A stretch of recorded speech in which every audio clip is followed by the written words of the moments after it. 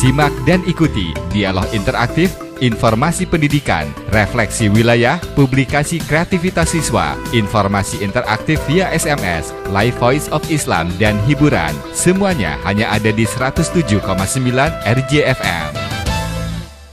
Oke, Assalamualaikum warahmatullahi wabarakatuh. Selamat malam, selamat berjumpa kembali dengan saya Kang Awai di 107,9 MHz RJFM Radio Komunitas Pendidikan.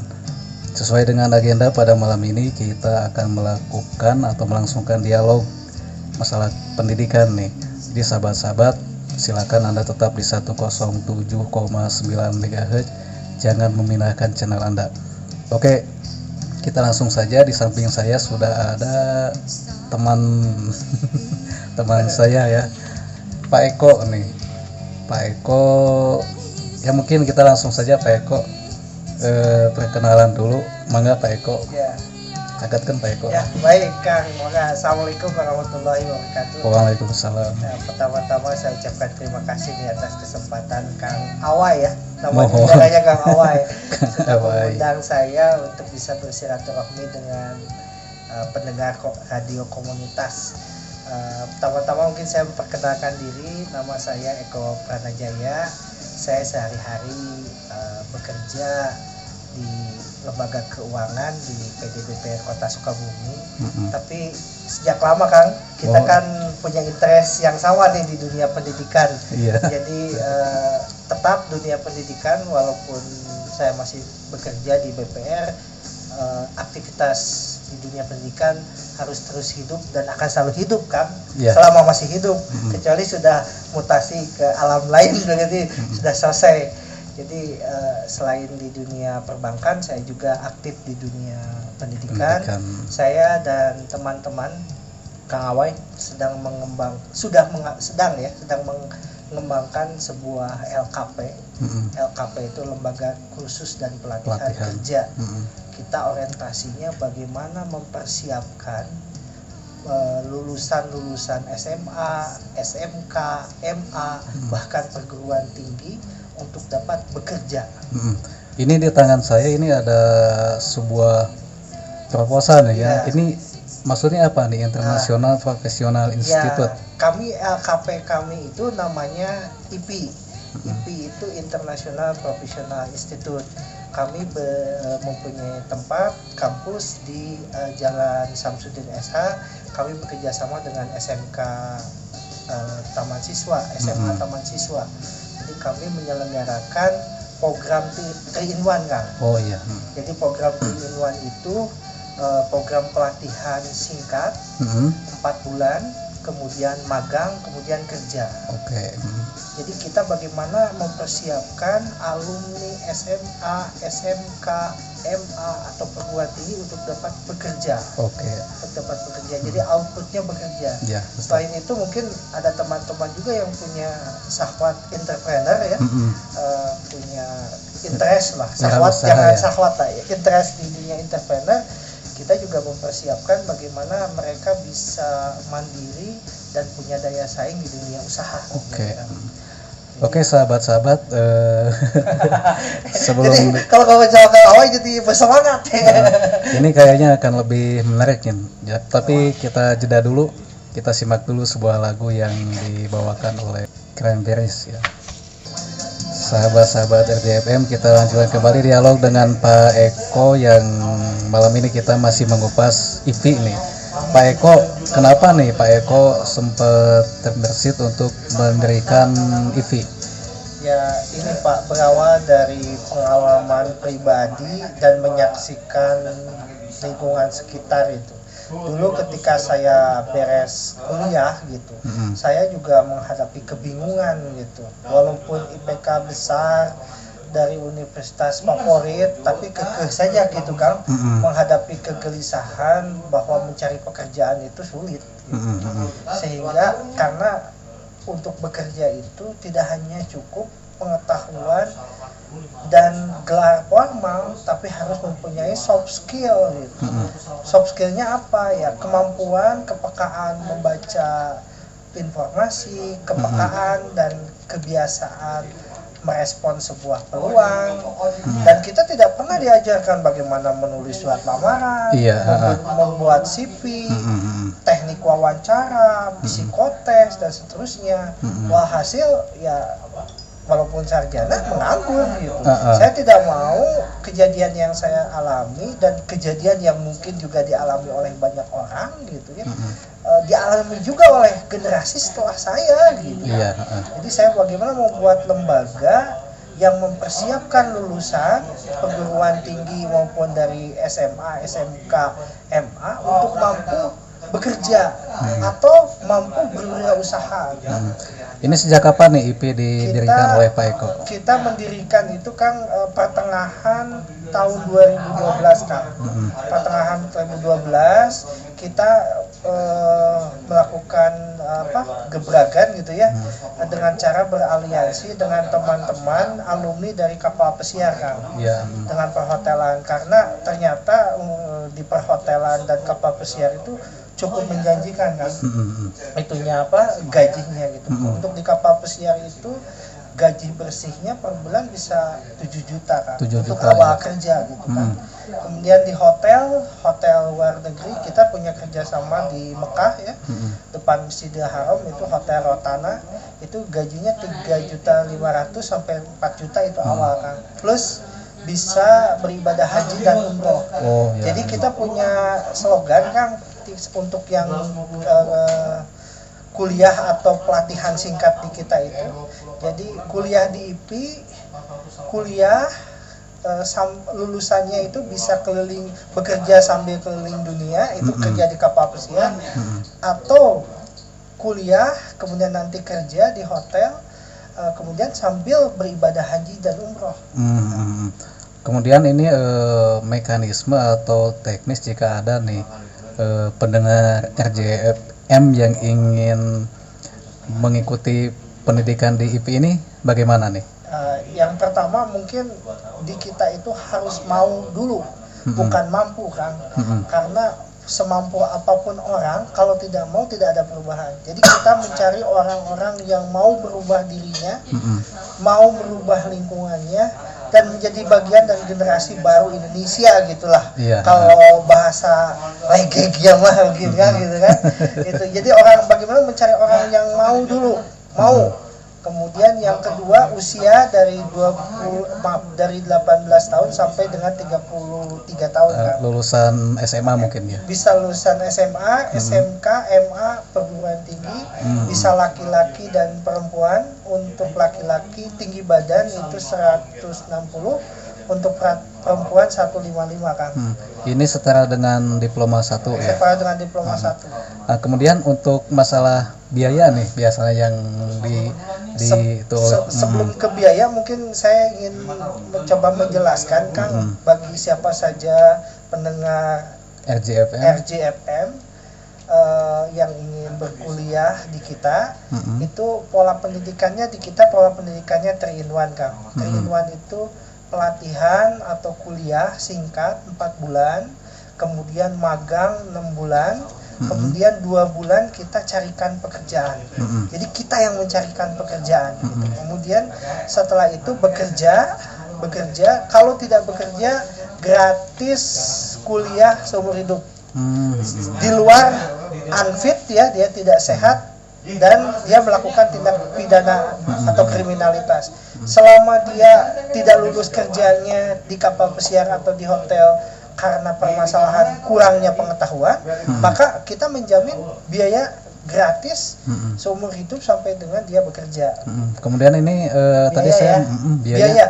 Nah, biaya itu kita sistemnya paket Kang, 8.500.000 itu sampai selesai, itu sudah terdiri dari uang pendidikan, uang pelatihan, kemudian kita kasih 10 modul kan, 10 modul kuliah, jadi nggak usah beli buku lagi. Kemudian kita kasih seragam dua setel, kemudian plus itu biaya garansi seumur hidup itu kalau tidak sukses bekerja ya kembali lagi ke kampus belajar gratis, atau tidak mau seperti itu ya uang kembali lah. Di luar orang itu unfit ya, tidak sehat dan dia melakukan tindak pidana gitu. Kriminalitas kita tidak jamin gitu. Kemudian ini saya tadi melihat IVI ini sudah melakukan kerjasama dengan hotel-hotel yang ada di dunia nih. Ini seperti bagaimana nih kerjasamanya? Untuk di Sukabumi sendiri kita punya kerjasama dengan 3 hotel, Kang ya. Yang pertama internal Sukabumi sendiri dengan Hotel Slabintana itu bintang 3 ya. Kemudian yang kedua Hotel Anugrah itu persiapan menuju Hotel bintang 3. Kemudian Hotel Amarosa di Bandung gitu. Itu bintang 3. Kemudian untuk luar negerinya kita hotel dulu nih, kita bicara hotel. Kita punya kerjasama dengan Grand Hyatt Klantang Malaysia. Sekarang ada mahasiswa kita sedang magang di sana, itu 8 orang, 8 orang sedang magang di Hotel Grand Hyatt Klantang Malaysia. Itu mereka magang itu dapat gaji juga kan? Dapat gaji. Jadi selain dia punya ilmu, punya pengalaman bekerja di hotel bintang 5 internasional, juga mereka punya penghasilan begitu. Kemudian selain itu kita punya kerjasama dengan Hotel Rotana di Mekah. Itu pas depan Masjidil Haram, Kang. Jadi kalau akan bekerja di sana atau jangan bekerja lah, oke lah katakan bisa bekerja atau menginap, itu pas buka jendela yang dilihat Ka'bah, Kang. Jadi kita punya slogan untuk yang bekerja di Mekah itu, jadi bekerja sambil beribadah haji dan umroh. Nah selain itu juga kapal pesiar kita merekomendasikan, itu banyak kapal pesiar kan, ada Costa, ada Celebrity, kita merekomendasikan ke Holland America Line. Kenapa Holland America Line? Satu-satunya hotel kapal pesiar yang ada masjid kan. Jadi kita selain bekerja juga ada aspek ibadahnya. Karena kapal-kapal lain itu jarang yang ada masjid. Holland America Line itu ada masjid. Kemudian yang kedua 60% itu orang Indonesia, Pak. Orang Indonesia yang kerja di hall. Jadi kalau bekerja di hall itu seperti di Indonesia gitu, seperti di Sukabumi gitu. Kemudian yang ketiga ya tentunya gajinya juga relatif tinggi dibandingkan kapal-kapal yang lain. Kemudian sebelum nanti kita menutup dialog ini lokasinya di mana nih IPI? IPI kita berlokasi itu bekerja sama dengan SMA Taman Siswa di Jalan Samsudin SH nomor 58. Kita bekerja sama dengan Tamsis, jadi di kampusnya Tamsis kita kan. Kita ada pendaftaran, penerimaan itu dari jam 10 sampai jam 3 setiap harinya. Kemudian kalau perkuliahan kita ngambil kelas sore kan. Kelas sore itu jam 4 sampai jam 8 malam. Jadi bagi para mahasiswa atau calon mahasiswa yang ingin kuliah di kami, itu paginya bisa bekerja dulu, sorenya bisa berkuliah di kita. Oke. Gitu kan. Sebelum kita lanjutkan dialog, kita nanti akan satu lagi ya. Yang penting yaitu seperti apa nanti metode pembelajaran di IPI. Baiklah, kita jeda dulu dan kita lanjutkan dialog setelah lagu yang akan saya sajikan. Oke sahabat, Anda masih di 107,9 MHz RJFM Radio Komunitas Pendidikan. Kita lanjutkan kembali dialog dengan Pak Eko nih. Ini sesi terakhir panggilan Pak Eko-nya. Ini gimana nih metode pembelajaran di IPI ini? Metode pembelajaran di kita itu kan 60% praktek, 40% teori. Artinya bagaimana mempersiapkan seseorang menjadi ahli di bidangnya. Jadi untuk jurusan perhotelan dan kapal pesiar berarti menjadi orang yang ahli di bidang perhotelan dan kapal pesiar. Nanti spesialisasinya bagian housekeeping sama waiters. Artinya bagaimana orang itu mempunyai keahlian di bidang perhotelan dan kapal pesiar dan siap kerja. Metode pembelajarannya seperti itu kan. Jadi lebih banyak kepada prakteknya dibandingkan kepada teorinya. Gitu. Teorinya gitu kan. Ini tingkat keberhasilannya sudah ada belum? Kita sekarang sudah melahirkan 2 angkatan kan. Angkatan pertama itu kita menerima mahasiswa 14 orang. dari 14 orang biasa begitu kan, ada sunatullah begitu ya, ada yang muntaber kan, mundur tanpa kabar berita begitu. Kemudian selain karena muntaber juga kita ini, mohon maaf Kang, kita kejarannya kan bagaimana lulusan kita itu bekerja, bukan hanya mendapatkan selembar ijazah begitu Kang. Jadi bagaimana outputnya bekerja. Karena outputnya bekerja, jadi kita mewajibkan 80% kehadiran itu harus hadir Kang. Kemudian setelah penyampaian teori diikuti dengan praktek, kemudian secara berkala kita tes. Tesnya bukan tes tertulis, kemudian diawasi, kemudian ditinggalkan, atau diawasi kemudian menyampaikan, tapi kita bagaimana teori disampaikan, dipraktekkan, kemudian dievaluasi. Evaluasinya evaluasi mempraktekkan sesuatu, gitu. Bukan menuliskan sesuatu. Gitu. Kemudian yang kedua, kita juga belajar selain kedisiplinan ya 80%, belajar kerapihan, karena ini bekerja di hotel, kapal pesiar, jadi harus segera rapi, segera bersih gitu kan. Kemudian yang ketiga juga kita belajar menghargai waktu, tepat waktu dan seterusnya gitu kan. Oke Pak Eko, nuhun ya karena waktasna. Ini sangat menarik sekali. Jadi jika sahabat-sahabat ini yang usia 18 tahun ya sampai 33 tahun berminat untuk belajar di IPI, kita nanti ke depan akan melakukan dialog lagi nih Pak Eko supaya lebih tajam lah ya. Nuhun karena waktosna, mudah-mudahan di lain waktu kita bisa melangsungkan kembali dialog pendidikan ini. Sahabat tetap di 107,9 MHz. Jika Anda ingin meminta lagu atau ingin menyampaikan info-info aktual yang terjadi di wilayah Anda, silakan SMS ke 085722268939. Mungkin ada kata penutup di Pak Eko? Ya, kami dari IPI ingin melahirkan generasi baru Indonesia. Slogan kami B3 Kang. B3. B3 bukan BB. Bukan BB. B3 itu berlimpah, berkah dan bermanfaat bagi orang lain. Berlimpahnya kita tidak mau menjadi warga negara kelas 2 yang digaji UMR. Kita tidak mau menjadi generasi P7, pagi-pagi pulang petang, penghasilan pas-pasan, kepala pusing-pusing, badan pegal-pegal gitu kan. Tapi kita ingin menjadi generasi baru Indonesia yang berlimpah dengan cara bekerja di kapal pesiar, penghasilannya 7 juta per bulan, atau bekerja di hotel internasional yang upahnya bukan UMR, standarnya real, dolar, dan seterusnya begitu. Kemudian selain itu juga hidup kita harus berkah kan. Jadi itu harus berkah, tetap menjunjung tinggi nilai-nilai ketuhanan, nilai-nilai spiritualitas, nilai-nilai keislaman gitu.